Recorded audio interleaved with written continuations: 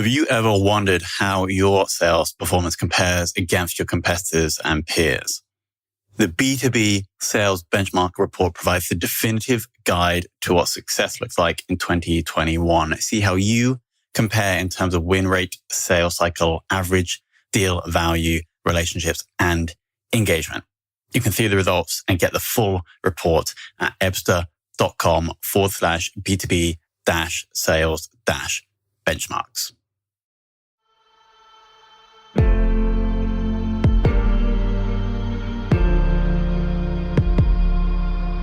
This is Sales Ops Demystified, the number one most downloaded podcast in sales operations.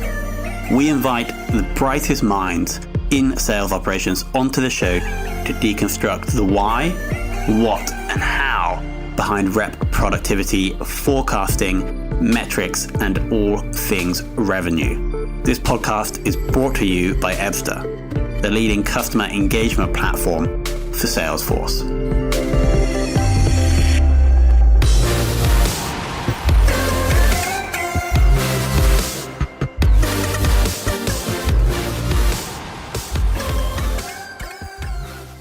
Hello, and welcome to another very special episode of the Sales Ops Demystified podcast. Today, we are speaking with Julian Harris, who is currently a senior manager in sales operations at a company called ServiceNow. Now, ServiceNow are quite an established SaaS company, and I'm super interested to jump in and understand more about how Julian is running the sales operation over there. So, Julian, welcome to the show. Thanks, Tom. Really excited to be here. Appreciate you having me. So first, can we kick off by understanding how you first got into sales operations? Yeah, absolutely. My career started actually in finance. Out of college, I did a brief stint in investment banking and really loved the strategy side of business. But through working with technology companies, kind of found that I wanted to be in tech. So my avenue into that was an outside sales role with a startup in the Bay Area. Spent about 2 years doing that. They moved me down to San Diego. And from there, I got another offer from a company called Classy to do sales for about 6 months. And we kind of had an agreement that, we'd learn the sales side, but knowing that I wanted to get into something more strategic, they gave me that chance to move into and really start up their sales ops, business operations function for them, and spent about 6 years there. And it was a phenomenal experience and learned so much being able to build it from the ground up. And we had great investors and a board of directors and team that really helped advise me on how to build a sales ops function. So that's really a lot of where I learned what I know now, and obviously switched over to ServiceNow about 6 months ago. Got it. So you had, I totally get understand the drive to be in the strategic side, but were you also interested in actually doing sales? Did you use sales as a springboard into strategy? I was interested in sales. One, just to understand the processes, understand what the sales side goes through, and I think that serves you very well in any sales ops role. Just having gone through it, it allows you to empathize a lot more with what the sales team is going through. And I think by doing sales, I learned that I was really interested in that go-to-market strategy and, how do we make the sales team as productive as possible? I was building things for myself when I was selling that were essentially sales ops functions to help me sell better. So why not, take that ability and really hone that and help, hundreds of people sell better instead of just myself. Makes total sense. So looking at ServiceNow, roughly how many reps are there and how many people are there in the sales ops team? So I'll speak to just the area that I work with. It's called our Enterprise West, and it's pretty much from Chicago out to California. And we have currently about 87 to 90 reps that we support. And we have a sales ops team of 12 people. So myself, and then I have 3 managers, and then we have sales ops specialists that work with those managers and with the sales reps and the regional sales directors on a daily basis. Makes sense. So the structure is such that each division, let's say, has their own sales ops function. You don't have a shared sales ops function that serves all the divisions. Correct. So ultimately, we do have the Americas sales ops that serves all of the Americas, and we have this globally as well. But as it pertains to the team that I work with, we have our sales VP that runs the full Enterprise West. He has VPs that report into him. They have area directors that report into them and reps that report up to them. So we align at each of those levels so that we're in lockstep with, each sales leader and the overall enterprise-wide sales organization. Makes sense. Can you share, because I know you only joined a few months ago, can you share something that you have been able to do or implement that has boosted productivity? Yeah, so one thing that the sales leader that I work with really cares about, and I think any sales leader cares about, is creating that predictable forecast, being able to really understand what's going to happen with the business. And we've created what we call just a forecast predictor. And it's essentially taking a bunch of data that we have through our BI analytics team, what we have from our CRM, and going back pretty far historically around, based on week 7 of the quarter, this is what we typically convert.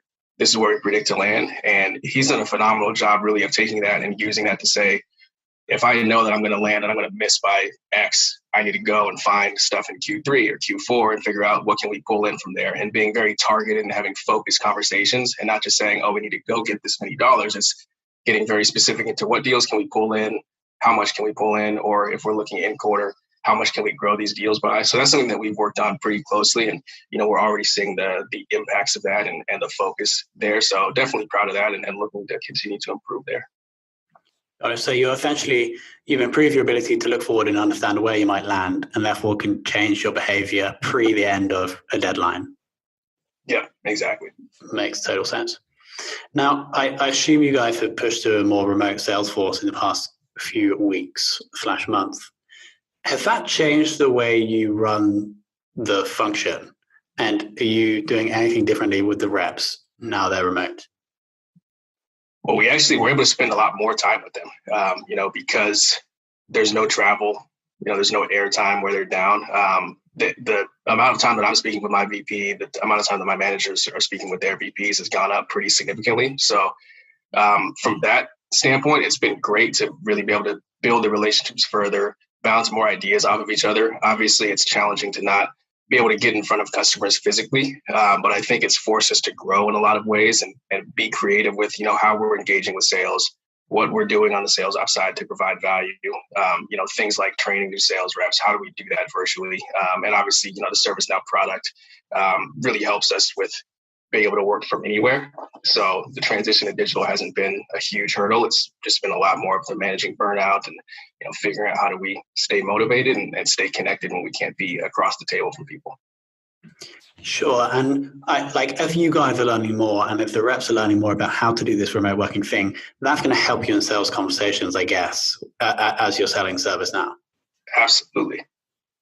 So it's a great, it's almost like this whole thing is training for you guys. Yeah, very much so. Awesome. Now onto forecasting. Can you just give us a high-level overview of how you guys forecast, what the process is, and who is involved? Yeah. So, I always kind of look at it as a two-pronged approach. We've got, the art and the science. So obviously we have all sorts of data like what we talked about. We can look at what our raw pipeline is. We can look at what the forecast predictor says, but ultimately it comes down to really having that rigorous process driven by our sales leaders. So, we have a pretty strict forecast staging process where, stage 4 opportunity is set to close at 40%. Stage 7 is set to close at 90%, and that aggregates into a roll up of a weighted number. And, we're looking at that weighted number to stress test what the sales leaders are rolling up as their forecast. And then anything that's really a significant difference, now we're digging in deeper to, okay, well, what deals are causing that weighted to be off from your forecast? And it's really kind of that conversation going, from the regional directors all the way up to conversations with the global and America's VPs.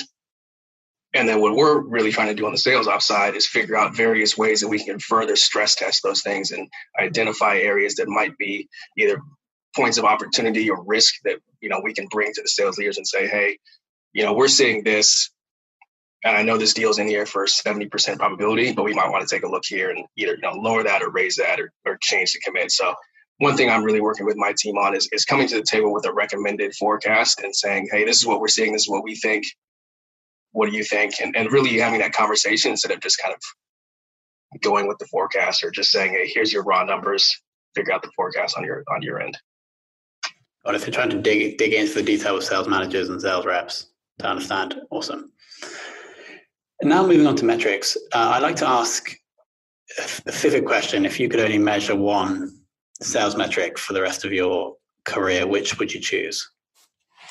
So I love, it's called, I don't know if it's widely used or whatever. It's basically inverse of pipeline coverage. So it's our implied win rate. And it's a really useful metric that I found for any point in a period, and where you can say, hey, based on what we got today, we have to win at 40% for the rest of the quarter or the rest of the year in order to hit our number.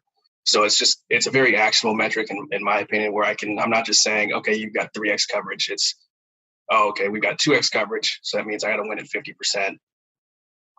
And now it's, okay, what do I do about that? So that's been one of my favorites to use. And I found that it resonates pretty well with the sales teams. Makes sense. And so if at the start of the year, you guys know that you need this much pipeline to hit this goal, you're saying that over time, and that gives you a win rate, over time, that win rate for you to still hit the target is going to fluctuate. And so you're calculating every month. Actually, now from here on out, we have to be closing at 35% versus 30%. Yeah, exactly. And then it allows you to say, if you know I usually convert at 33%, but my coverage says I need to convert at 50%, that's a very easy way to trigger alarms that we're really short. And you can dig into why that is, and areas that you can pull in or grow deals to expand that coverage. Got it. And so are you constantly reminding the reps that their win rate, the required win rate, is changing? Not so much at the rep level. It's definitely a conversation I'm having with the VP that I work with. And he's very aware of it, just because he's very analytical, and he's looking at what the conversion rate is projecting for his bookings for this quarter or this year. So it's definitely a conversation that we have. And I think the role of the sales leaders is then not necessarily saying, hey, your win rate's 30%, you need to win 50%. It's working with the reps and trying to look at their pipeline and then the specific deals around, I know what the win rate needs to be. So let's work with the rep on what deals can we win here? How can we work these together better to move them across the finish line to increase that win rate, without necessarily saying, okay, you need to go win 50%. Yeah, got it. Not so harsh.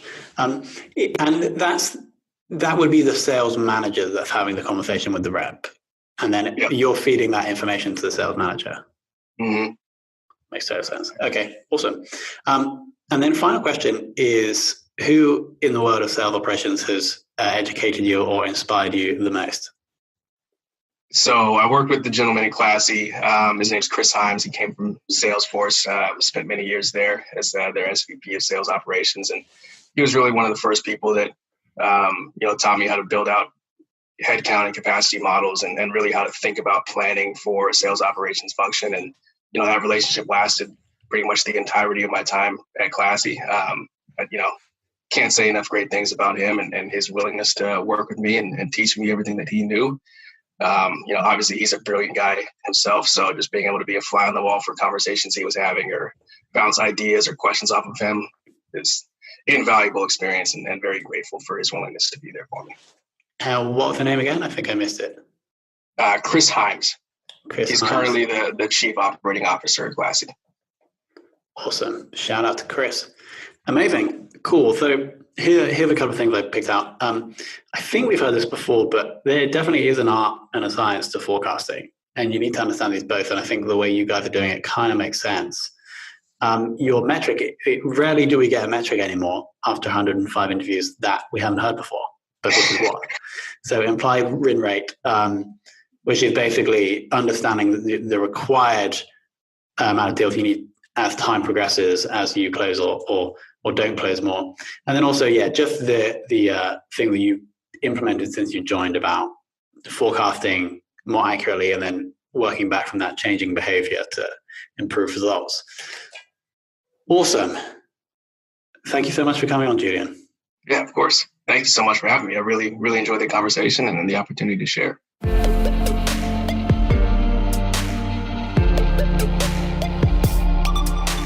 Thank you for listening to this episode of the Sales Ops Demystified podcast. If you are listening on a podcast listening application, then please subscribe, rate, and review. And if you have any questions about the show, if you know a guest, or if you have any questions about sales operations, just hit me up at tomhunt@ebster.com. That's tomhunt@ebster.com.